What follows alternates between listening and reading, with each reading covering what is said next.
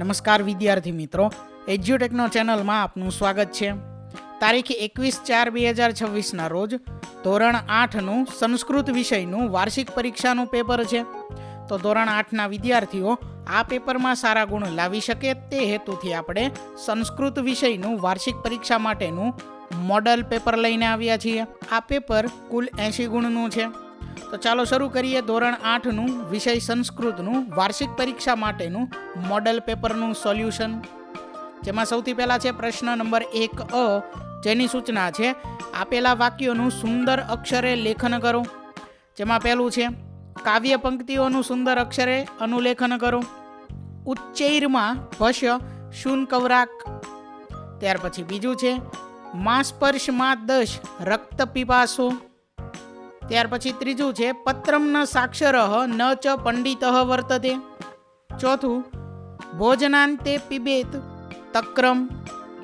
તો અહીં જે વાક્યો હતા તે વાક્યને તમારે સુંદર અક્ષરે લખવાના હતા.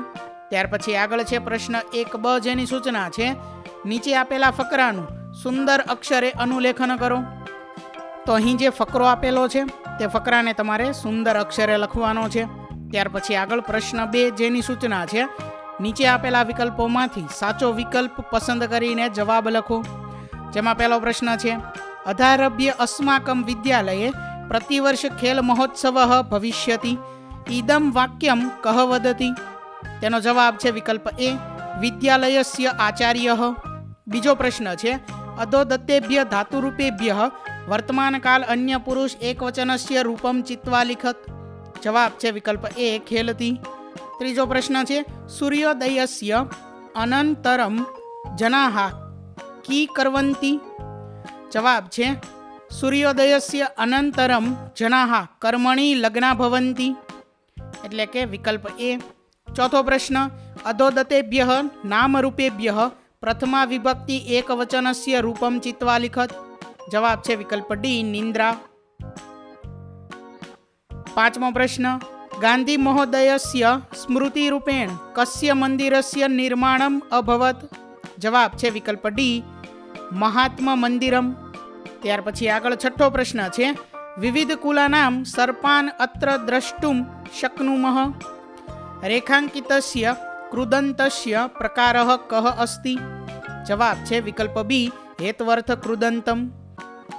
ત્યાર પછી આગળ પ્રશ્ન નંબર 3, જેની સૂચના છે યોગ્ય વિકલ્પ પસંદ કરી ખાલી જગ્યા પૂરો. જેમાં પહેલી ખાલી જગ્યા છે એતત ખાલી જગ્યા સાહસમ કૌંસમાં વિકલ્પ આપેલા છે અસ્માન, અસ્માકમ, અસ્માસુ. જવાબ છે અસ્માકમ. બીજી ખાલી જગ્યા વૃક્ષાહ સ્વયં ખાલી જગ્યા ન ખાદંતી. જવાબ છે ફલાની. ત્રીજી ખાલી જગ્યા પાદપાહ સ્વયં ખાલી જગ્યા ન જિઘ્રંતી. જવાબ છે પુષ્પાણી. ચોથી ખાલી જગ્યા છે કતિપય દિનાંતરમ ખાલી જગ્યા સ્વસ્થ અભવત. જવાબ છે સિંહ. પાંચમી ખાલી જગ્યા માત્રાવાલહ ખાલી જગ્યા આનીય સિંહસ્ય શુશ્રૂષામ અકરોત. જવાબ છે ઓષધાની.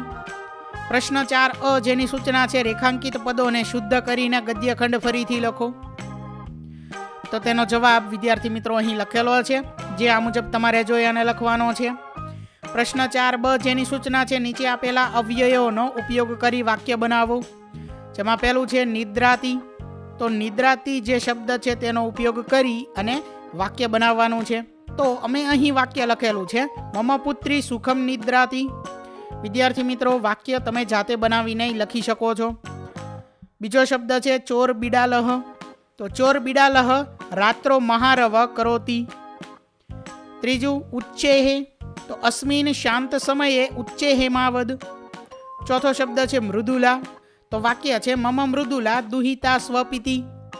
પ્રશ્ન 5A, જેની સૂચના છે આપેલા ઉદાહરણ પ્રમાણે નીચેના વાક્યોમાં ફેરફાર કરી વાક્યો ફરીથી લખો. પહેલું છે કે ઉદાહરણ પ્રમાણે વાક્ય બનાવો. જનેભ્ય કંબલાન વિતરતુ. કૌંસમાં શબ્દ છે શિક્ષક સુધાખંડ. તો જવાબ છે શિક્ષકેભ્ય સુધાખંડાન વિતરતુ. તો આ પ્રમાણે વાક્ય બનાવીને લખવાના છે. બીજું છે જનેભ્ય કંબલાન વિતરતુ. કૌંસમાં શબ્દ છે છાત્ર પ્રસાદ. તો છાત્રેભ્ય પ્રસાદમ વિતરતુ. ત્રીજો છે જનેભ્યઃ કંબલાન વિતરતું, કૌંસમાં શબ્દ છે બાલકઃ મોદકઃ, તો બાલકેભ્યઃ મોદકાન વિતરતું. ચોથો શબ્દ છે જનેભ્યઃ કંબલાન વિતરતું, કૌંસમાં શબ્દ છે માનવઃ દીપઃ, તો માનવેભ્યઃ દીપાન વિતરતું. પ્રશ્ન 5બ જેની સૂચના છે કે નીચેના સંસ્કૃત શબ્દોના ગુજરાતી અર્થ લખો. જેમાં પહેલું છે ત્વરિતમ, તો અહીં વિકલ્પો આપેલા છે ધીમેથી, ઝડપથી, જલ્દી, તો જવાબ છે ઝડપથી જલ્દી.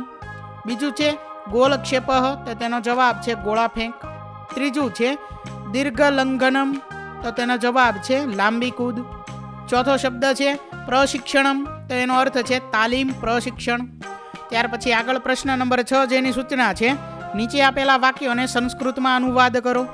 પહેલું વાક્ય છે ઠંડીનો સમય છે, તો અહીં સંસ્કૃતમાં અનુવાદ લખેલો છે શીતકાલઃ અસ્તિ. બીજું વાક્ય છે કામળા નજીકમાં જ છે, તો એનો સંસ્કૃતમાં અનુવાદ છે કંબલાહ સમીપે એવ સંતિ. ત્રીજું વાક્ય ચંદ્ર આથમી જાય છે, તો ચંદ્રઃ અસ્તમ ગચ્છતિ. ચોથું વાક્ય બાળકોનો સમૂહ રમે છે, બાલક વૃંદમ ખેલતી. ત્યાર પછી આગળ પ્રશ્ન નંબર 7 જેની સૂચના છે ચિત્ર જોઈને તેનો સંસ્કૃત વાક્ય લખો. અહીં ચિત્ર આપેલું છે, ચિત્ર પરથી સંસ્કૃતમાં વાક્ય લખવાનું છે નિયતિઃ ચ ખુશાલી દીર્ઘલંઘનાય સુસજ્જ હસ્તઃ. ત્યાર પછી હવે આગળ છે પ્રશ્ન નંબર 8 જેની સૂચના છે નીચે આપેલા પ્રશ્નોના સંસ્કૃતમાં ઉત્તર લખો. પહેલો પ્રશ્ન છે એક ચક્ષુઃ કઃ અસ્તિ, તેનો જવાબ છે એક ચક્ષુઃ કાકઃ અસ્તિ. બીજો પ્રશ્ન છે કઃ મંદમ મંદમ ચલતિ, તો તેનો જવાબ છે સમીરઃ મંદમ મંદમ ચલતિ. ત્રીજો પ્રશ્ન છે વૃક્ષે કે નિકુંજંતિ, તો વૃક્ષે ખગાહ નિકુંજંતિ. ચોથો પ્રશ્ન એકદા સિંહ સ્વભાર્યયા સહ કુત્ર આગચ્છત, તો એકદા સિંહ સ્વભાર્યયા સહ જલપાનાર્થમ નદીમ આગચ્છત. ત્યાર પછી આગળ પ્રશ્ન નંબર 9 જેની સૂચના છે શ્લોક પૂર્તિ કરો. તો પહેલો શ્લોક છે ભોજનાંતે ચ કિમ પેયમ જયંતઃ કસ્ય વે સુતઃ કથમ વિષ્ણુ પદમ પ્રોક્તમ તક્ર શક્રસ્ય દુર્લભમ. બીજો શ્લોક છે અપદો દુર્ગામી ચ સાક્ષરો ન ચ પંડિતઃ અમુખઃ સ્ફુટ વક્તા ચ યો જાનાતિ સ પંડિતઃ. ત્રીજો શ્લોક છે પુસ્તકેષુ હિ યા વિદ્યા પરહસ્તેષુ પદધનમ કાર્યકાલે સમુક્તપન્ને ન સા વિદ્યા ન તદ્ધનમ.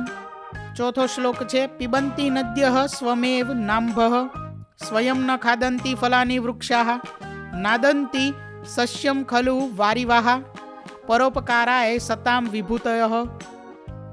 ત્યાર પછી આગળ પ્રશ્ન 9બ જેની સૂચના છે સૂચના પ્રમાણે કરો. જેમાં પહેલું છે અહ કંબલાન મમ ગૃહમ, ત્યાર પછી ખાલી જગ્યાની અંદર આપણે જવાબ લખવાનો છે. કાઉન્સમાં અહીં વિકલ્પ આપેલા છે નયતિ, નયંતી, નયામી, તો જવાબ છે નયામી. બીજી ખાલી જગ્યા છે કંબલાહ સમીપે એવ, ત્યાર પછી ખાલી જગ્યા, તો તેમાં જવાબ આવશે સંતિ. ત્રીજું અત્ર પુસ્તકાલયઃ અસ્તિ, પુસ્તકાલયે ખાલી જગ્યાની અંદર શબ્દ આવશે પુસ્તકાની સંતિ. ચોથી ખાલી જગ્યા ગાંધીનગરમ વિશ્વસ્ય હરિતનગરમ રૂપેણ પ્રસિદ્ધમ. ત્યાર પછી આગળ પ્રશ્ન 10 જેની સૂચના છે સૂચના પ્રમાણે કરો. જેમાં પહેલું છે કૌંસમાં આપેલા ધાતુ પરથી ઉદાહરણ મુજબ કૃદંત એટલે કે સંબંધક ભૂતકૃદંત બનાવી ખાલી જગ્યામાં લખો. ઉદાહરણ છે કૃષિવલઃ વૃક્ષતલે સ્થિત્વા નદ્યામ જલમ અપશ્યત, કૌંસમાં શબ્દ છે સ્થા. ભક્તઃ કથામ ખાલી જગ્યા ભોજનમ અકરોત, કૌંસમાં શબ્દ છે શ્રુ, તો જવાબ આવશે શ્રુત્વા.